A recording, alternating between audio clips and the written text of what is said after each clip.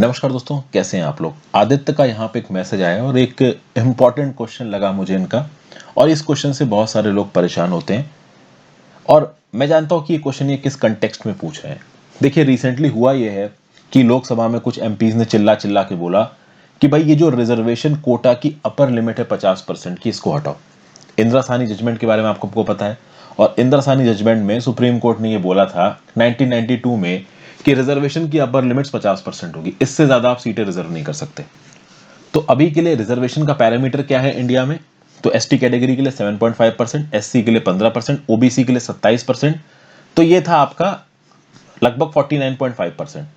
अभी 2-3 साल पहले ये इकोनॉमिकली वीकर सेक्शन वाला कोटा आ गया 10% का, तो टोटल रिजर्वेशन हो गया 59.5%। तो जो इकोनॉमिकली वीकर सेक्शन में भी नहीं आते, जो किसी रिजर्व कैटेगरी में नहीं आते, उनके पास कुल मिला के कितनी सीटें बची हैं कंपीट करने के लिए? 40.5%। अब इस पर्टिकुलर कंटेक्स्ट में जब इस तरीके की न्यूज निकल के आती हैं कि भाई लोकसभा में कुछ कम एमपीज ये बोल रहे हैं कि भाई ये जो 50% की अपर लिमिट है इसको हटाइए, तो नेचुरली एक जनरल कैटेगरी का जो बच्चा होगा वो भड़बड़ा जाएगा, कहेगा भाई ये क्या हो रहा है। और ये भड़बड़ाना बहुत नॉर्मल है। देखिए, जब भी बात रिजर्वेशन की आती है, दो आपको ग्रुप्स मिलेंगे। एक ग्रुप वो है जो रिजर्वेशन को बहुत फियर्सली डिफेंड कर रहा होता है, उनका ये बोलना होता है रिजर्वेशन सही है। दूसरा ग्रुप ऐसा होता है जो रिजर्वेशन को फियर्सली अपोज कर रहा होता है कि नहीं भाई रिजर्वेशन गलत है, और सब लोग अपने अपने व्यू पॉइंट देते हैं। और जो फियर्सली डिफेंड करते हैं या अपोज करते हैं, आप उनसे किसी भी प्रकार की डिबेट में जीत नहीं सकते। और ये तो बहुत प्रॉपर लड़ाई का मुद्दा है। बहुत कम लोग ऐसे होते हैं जो इसमें एक न्यूट्रल व्यू पॉइंट या एक बैलेंस्ड व्यू पॉइंट दे पाते हैं। क्योंकि रीजन ये है ना, जैसे फॉर एग्जांपल अब मान लीजिए कोई जनरल कैटेगरी का बच्चा है, उसने पढ़ाई की, उसने एग्जाम दिया, अब उसका पेपर नहीं निकला। अब उसका पेपर नहीं निकला, वो फ्रस्ट्रेटेड बैठा है। अब फ्रस्ट्रेटेड जब इंसान बैठा है तो उसको किसी पे गुस्सा उतारना है, तो वो क्या करे? तो वो गरियाना शुरू कर देता है कि देखो भाई रिजर्वेशन है इसलिए मेरा पेपर नहीं निकला, होता तो मैं निकल जाता। और गुस्सा कब आती है? जब रिजर्व कैटेगरी में आप ये देखते हो कि कोई आईएएस या आईपीएस का बच्चा एग्जाम क्वालिफाई हो गया कैटेगरी का फायदा उठा के। बहुत सारे एग्जांपल्स हमको देखने को मिलते हैं कि आईएएस का बेटा है या आईपीएस का बेटा है, बट एससी या एसटी कैटेगरी का फायदा उठा के उसने कंपीट किया और फिर से वो आईएएस या आईपीएस या कोई और सर्विस उसने ज्वाइन कर ली। तो वो किसी भी प्रकार से सोशली बैकवर्ड नहीं था, आपका इकोनॉमिकली बैकवर्ड नहीं था, वो फायदा उठा ले गया। तो इस प्रकार की चीजें चलती रहती है। हम ये सही है गलत है उसमें नहीं घुसते हैं, समझने की बात है। करें क्या यहाँ पे, हम क्या कर सकते हैं? इनका ये बोलना है कि भाई इस देश में टैलेंट की कोई रिस्पेक्ट नहीं। देखिए, मैं पहली बात आपको ये बता दूं, ये स्टेटमेंट आपका गलत है। इस देश में टैलेंट की रिस्पेक्ट है। प्रॉब्लम ये है कि देश बहुत बड़ा है, 140 करोड़ की आबादी, अपॉर्चुनिटीज कम है, तो इन कम अपॉर्चुनिटीज के लिए कॉम्पिटिशन ज्यादा है। तो जो बहुत मंझे हुए और जबरदस्त लोग होते हैं वही आगे निकल पाते हैं। अब यहाँ पे इनका जो क्वेश्चन है कि 50% की कैप अगर रिमूव कर दी जाती है तो हमारे पास ऑलरेडी केवल 40.5% सीटें बची हैं। अगर उससे भी कम हो गई तो हम कहां जाएंगे? देखिए, मैं आपको एक बात बताता हूं, आपको इतना ज्यादा भड़बड़ाने की जरूरत नहीं है, किसी को भी इतना ज्यादा भड़बड़ाने की जरूरत नहीं है। और यहाँ पे जो मैं पीस ऑफ एडवाइस दे रहा हूँ वो सिर्फ जनरल कैटेगरी के बच्चों के लिए नहीं है, ये रिजर्व कैटेगरी के बच्चों के लिए भी है। मैं तो देखिए सबको पढ़ाता हूँ।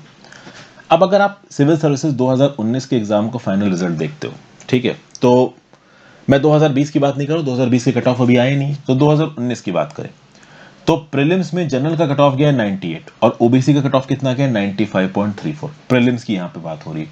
कितने नंबर का फर्क है? 2.67 नंबर का फर्क है। मान लीजिए लमसम केवल एक सवाल का फर्क है, क्योंकि अगर ये एक सवाल गलत हो जाता तो ओवरऑल 2.67 नंबर का ही फर्क आ जाता।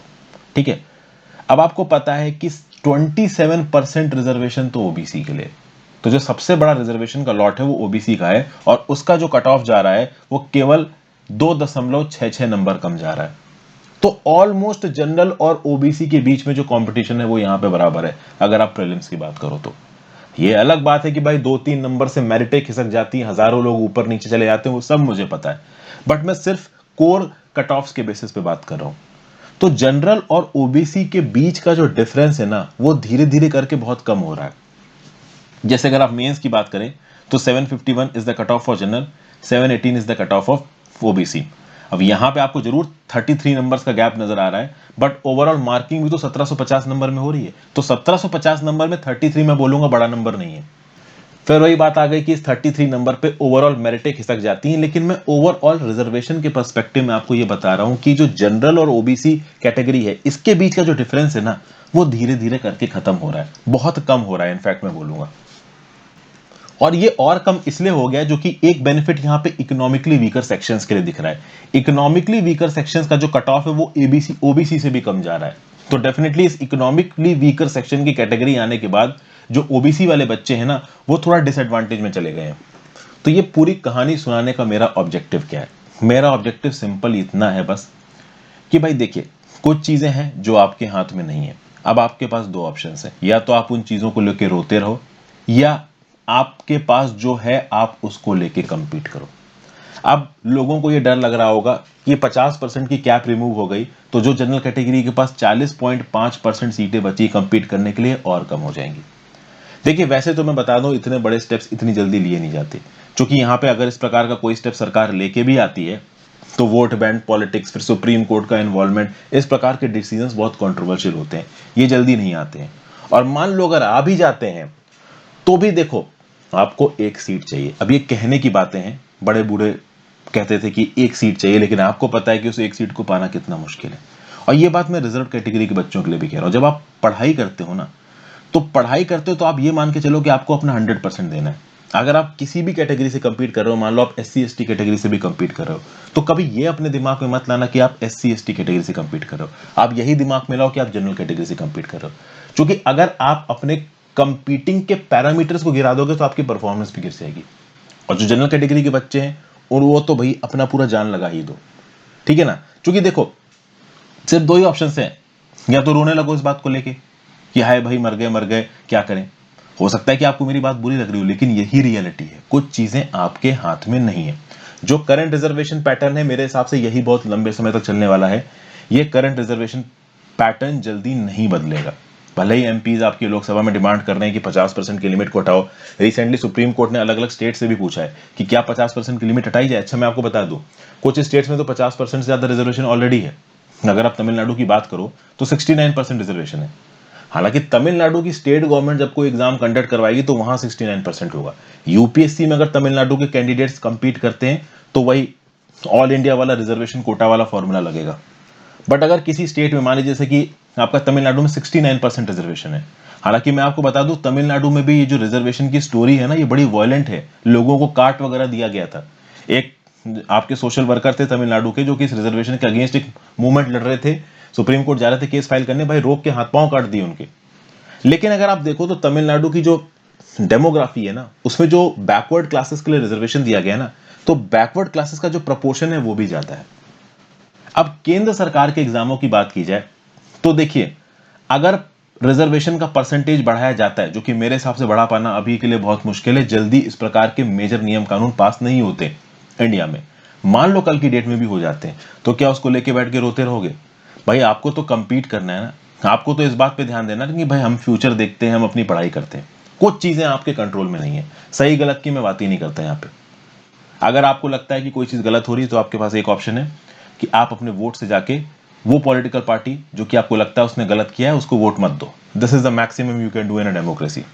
जब आप प्रेपरेशन स्टेज में हो तो आपको बस एक चीज करनी है कि आपको अपना 100% देना है, और आपको यह मान के चलना है कि सीटें हैं ही नहीं। जब आप कूद ही पड़े दलदल में तो क्या सोचना। अब शेर की गुफा में घुस गए हो तो बाहर निकलने का तो रास्ता ढूंढना ही है ना, तो यूपीएससी क्वालिफाई करना ही है। तो कुछ भी दिमाग से उल्टा सीधा निकाल दो। ओवरऑल जितने भी जनरल मेरिट के एस्पिरेंट्स हैं, और इनफैक्ट जो रिजर्व कैटेगरी के एस्पिरेंट्स भी हैं, उन सबको मैं यही वन लाइन ऑफ थॉट दूंगा। अब हो सकता है इस लाइन ऑफ थॉट के बाद लोग मुझे गरियाने लगें कि कंपटीशन इतना मुश्किल है, रिजर्वेशन वालों के लिए आसान है, इस प्रकार की। देखिए, तो भद्र भाषा का प्रयोग करिएगा कमेंट बॉक्स में, मैं आपको पहले ही बताता हूँ, ठीक है ना। भद्र भाषा का प्रयोग करिए। मैं आपको एक प्रैक्टिकल सॉल्यूशन दे रहा हूं, जो कि इस पर्टिकुलर मुद्दे में आप लड़ने के अलावा और गाली गलौज के अलावा ज्यादा कुछ कर नहीं सकते हो।